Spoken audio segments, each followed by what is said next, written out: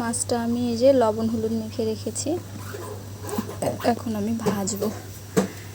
কড়াইয়ে তেল গরম করতে দিয়েছি, এখন এক এক করে মাছগুলো দিয়ে দেবো। মাছগুলো ভাজা হয়ে গিয়েছে, তুলে নেব।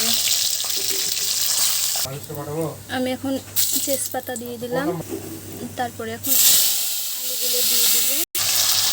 আমি একসঙ্গে পেঁয়াজগুলো দিয়ে দেবো।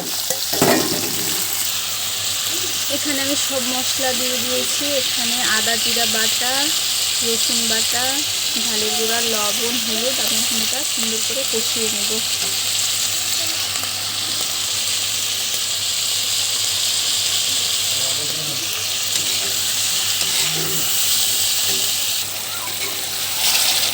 আমার তরকারিটা সুন্দর করে কষানো হয়ে গিয়েছে।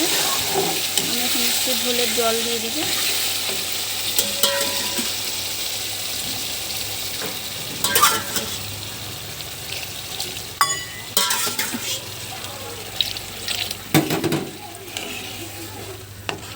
জল দিয়ে দিয়েছি, এখন ফুটে গেলে মাছটা দিয়ে দিব।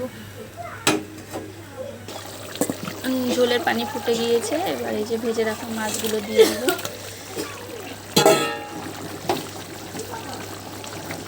আর দিব হচ্ছে গরম মশলার গুঁড়ো। এবার আমি ফুটে গেলে লবণ দেখে নামিয়ে নিব। আমার মাছের তরকারিটা রেডি হয়ে গিয়েছে। দেখতে কেমন লাগছে অবশ্যই কমেন্ট বক্সে জানাবেন। ভিডিওটি দেখার জন্য ধন্যবাদ সবাইকে।